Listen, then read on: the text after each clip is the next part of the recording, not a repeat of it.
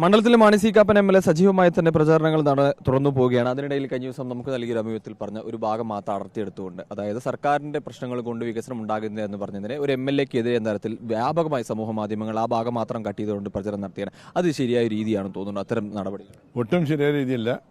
വെള്ളപ്പള്ളി അമ്പലത്തിന്റെ ഉത്സവത്തിന്റെ അവിടെ വെച്ചാണ് നിങ്ങളത് എടുത്തത്. റിപ്പോർട്ടർ ചാനൽ ലോഗോ ഉപയോഗിച്ച് കാണുമ്പോൾ ഞങ്ങളത് റിപ്പോർട്ടർ തന്നെ ഇട്ടെന്നല്ലേ കരുതുന്നത്.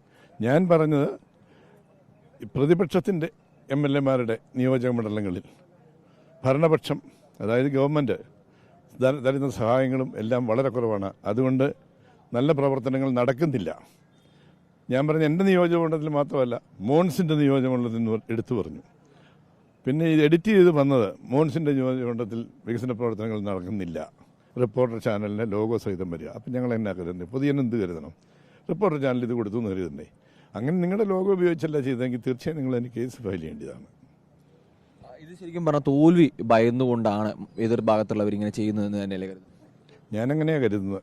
കാരണം നിങ്ങളിട്ടതാണെന്ന് ഞാൻ ധരിച്ചുകൊണ്ടിരുന്നു ഈ നേരം വരെ. ഇപ്പോൾ ഇദ്ദേഹം പറയുമ്പോഴാണ് എനിക്ക് ബോധ്യപ്പെട്ടത്. അതുകൊണ്ടാണ് രാവിലെ വന്നപ്പോൾ ഞാൻ ഇൻ്റർവ്യൂവിന് ഇല്ലെന്നും പറഞ്ഞത്. സത്യത്തിൽ മനസ്സിന് വലിയ വിഷമം തോന്നി. കാരണം ഞാൻ പറയാത്തൊരു കാര്യം, എൻ്റെ കൂടെയുള്ള UDF ഒരു MLA, അത് ഞങ്ങൾ ഏറ്റവും അടുത്ത സുഹൃത്തുക്കളാണ്, അദ്ദേഹത്തിനെ പറ്റി പറഞ്ഞു എന്ന് പറഞ്ഞു കഴിഞ്ഞാൽ അത് കഷ്ടമല്ലേ? അതൊരു തെറ്റായ രാഷ്ട്രീയമല്ലേ? തെറ്റായ രാഷ്ട്രീയമാണ്. തെറ്റായ രാഷ്ട്രീയമായി ഇവിടെ നടന്നുകൊണ്ട് മുഴുവനിരിക്കുന്നത്. ഇപ്പം അങ്ങ് പറയുമ്പോഴാണ് ഞാൻ അറിയുന്നത് ഇത് റിപ്പോർട്ടർ ചാനലിൽ വന്നതല്ല, നിങ്ങളുടെ ഇന്ന് പോയതല്ല, അവർ എഡിറ്റ് ചെയ്തിട്ടതാണ്. എഡിറ്റ് ചെയ്ത് അങ്ങനെ ഇടാൻ ലോഗോ സഹിതം ഇടാൻ പാടില്ല. ഇത്തരം കാര്യങ്ങൾ ചെയ്യുന്നതുകൊണ്ട് ഒരിക്കലും അതൊന്നും തളർത്താൻ കഴിയില്ല, അല്ലെങ്കിൽ UDF മുന്നേറ്റം തടയാൻ കഴിയില്ല എന്നുള്ള ഈ പ്രവർത്തികൾ കൊണ്ട് അവരെല്ലാം ആര് ശ്രമിച്ചാലും UDF മുന്നേറ്റം തറക്കാൻ പറ്റില്ല. കാരണം UDF ഒരു തരംഗം ഇപ്പോൾ ഇവിടെ ആഞ്ഞടിക്കുകയാണ്. കഴിഞ്ഞ പ്രാവശ്യം ജയിച്ചതിനേക്കാൾ 1000 വോട്ടെങ്കിലും മിനിമം കൂടുതൽ ഭൂരിപക്ഷത്തിന് ഞങ്ങളിവിടെ ജയിച്ചിരിക്കും. ഒരു തമ്മിലൊരു കലഹം ഉണ്ടാക്കി ഈ തനിക്കാക്കി ബടക്കാക്കിയ ആ രീതിയല്ലേ ശരിക്കും അവർ പ്രയോഗിക്കുക? അത് പാലായി തനിക്കാക്കി വിടക്കാക്കാനൊന്നും പറ്റില്ല. വിടക്കാക്കാൻ ശ്രമിക്കുന്നവർ വിടക്കാകുകയുള്ളൂ. മറ്റ് സ്ഥാനാർത്ഥികൾ വരുമ്പോൾ അവിടെ മുഖ്യമന്ത്രി കഴിഞ്ഞ ദിവസം എത്തി, ഇപ്പോൾ പ്രധാനമന്ത്രി വരും എന്ന് പറയുന്നുണ്ട്. അങ്ങനെ സജീവമായി തന്നെ പ്രധാന നേതാക്കളെയൊക്കെ ഇറക്കിയിട്ടുള്ളതാണ് വരുന്നത്. അതിനെ എങ്ങനെ നോക്കിക്കാണും? പ്രധാന നേതാക്കളൊക്കെ വന്നോടനെ ജനം തീരുമാനിച്ചിട്ടുണ്ട് ആർക്ക് വോട്ട് ചെയ്യണമെന്ന്. ആ വോട്ട് UDF ബഹുഭൂരിപക്ഷം വോട്ടുകളും. പിന്നെ ഇവിടെയും സോണിയാഗാന്ധിക്ക് അസുഖമായിരുന്നു, വെന്റിലേറ്റർ മാറ്റി. അതുകൊണ്ട് പ്രിയങ്ക ഗാന്ധിയോ രാഹുൽ ഗാന്ധിയോ ഇവിടെയും വരും. ദേശീയ നേതാക്കൾ തന്നെ മാണി സി കാപ്പന് വേണ്ടി തീർച്ചയായിട്ടും. അപ്പം തന്നെ മുഖ്യമന്ത്രി കഴിഞ്ഞ ദിവസം ഇവിടെ വന്നപ്പോൾ പറഞ്ഞൊരു കാര്യം എന്ന് പറയുന്നത്, പ്രശ്നങ്ങളുണ്ടായപ്പോൾ LDF തകർക്കാൻ ശ്രമിച്ചപ്പോൾ ജോസ് കെ മാണി ഉറച്ചു നിന്നു എന്നുള്ളതാണ്. അതൊരു പക്ഷേ ജനങ്ങൾക്കുള്ളിൽ അല്ലെങ്കിൽ CPM ആളുകൾക്കുള്ളിൽ ഒരു വിഭിന്നത ഉണ്ട് എന്ന് മനസ്സിലാക്കിക്കൊണ്ട് ഐക്യമുണ്ടാക്കാൻ വേണ്ടി പറഞ്ഞാണെന്ന് തോന്നുന്നു. ആ ഐക്യമുണ്ടാകുമായിരുന്നെങ്കിൽ അവിടെ ആ ഹാള് അവർ കെട്ടിയ പന്തൽ നിറച്ച ആൾ കാണണമായിരുന്നല്ലോ. പകുതിപ്പേലും ആളുണ്ടായിരുന്നു. 2 നിയോജകമണ്ഡലത്തിൻ്റെ യോഗമല്ല നടന്നത്. അതിൽ തന്നെ അതെല്ലാം ഉണ്ട്, എല്ലാം ഉണ്ട്.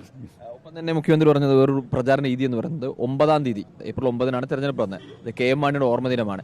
KM മാണിയുടെ ഓർമ്മദിനത്തിൽ KM മാണിയെ മനസ്സിൽ വെച്ച് കൊണ്ടുപോയി വോട്ട് ചെയ്യണം എന്നൊരു കാര്യമൊക്കെ പറയുന്നുണ്ട്. അപ്പോൾ അത് ഉപയോഗിക്കുകയാണെന്ന് തോന്നുന്നു. ആ KM മാണി നല്ലപോലെ മനസ്സിൽ വെച്ചുകൊണ്ടല്ലോ ഇവർ ബഡ്ജറ്റ് വായിക്കാനായിട്ട് വന്ന KM മാണി എന്താ ചെയ്തതെന്ന് ഈ നാട്ടിലെ ജനങ്ങൾ മുഴുവൻ കണ്ട. സ്പീക്കറുടെ ടേബിളേ കയറി ആ കമ്പ്യൂട്ടർ ഉൾപ്പെടെയുള്ള അടിച്ചു തകർത്തു. KM മാണിക്കെതിരെ എന്തുമാത്രം സമരങ്ങൾ നടന്നു. ആ KM മാണിയുടെ മകൻ അവരുടെ കൂടെ പോയി ചേർന്നു. എന്നിട്ട് KM മാണിയുടെ ഓർമ്മ നിലനിർത്തുന്നതിനെ പറ്റി പറയുന്ന മുഖ്യമന്ത്രി ഇത്രയും അതപ്പതിച്ചു പോകുന്ന ഞാൻ കഷ്ടം. വീരപുത്രൻ എന്നാണ് വിശേഷിപ്പിച്ചത്. നല്ല കാര്യമാണ്. അവർ ഇത്രയും സഹിച്ചിട്ടും നിന്നൊരു വീരപുത്രനെ കുറിച്ച് പറഞ്ഞത്. തെറി പറഞ്ഞവർ തന്നെ വീണ്ടും എന്ന് പറയുന്നതല്ലേ? തെറി പറഞ്ഞവരെ കൊണ്ട് കാലെ പിടിപ്പിക്കാന്ന് കേട്ടിട്ടുണ്ട്. ഇത് വേണ്ട അതുപോലെ തന്നെയാണ്.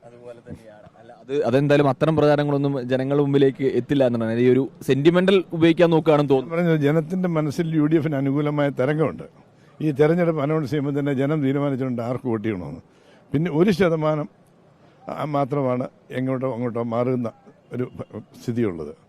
ഇവിടെ ഇപ്പോൾ പോസ്റ്ററും ഫ്ലക്സും ചുവരെഴുത്തുവാണെങ്കിൽ Shone number 1, number 2 Jose K Mani, number 3 ഉള്ളൂ ഞാൻ. പക്ഷെ വോട്ട് വരുമ്പോൾ നിങ്ങൾ കണ്ടു. എന്തായാലും തിളക്കമായ വിജയം ഉണ്ടാകും തീർച്ചയായിട്ടും.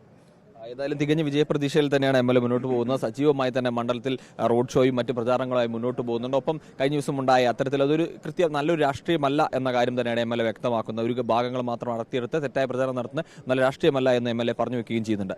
വീഡിയോ ജേർണലിസ്റ്റ് രഞ്ജിത്ത് കളത്തിപ്പിടിക്കൊപ്പം reporter Akhil, in reporter, Kottayam.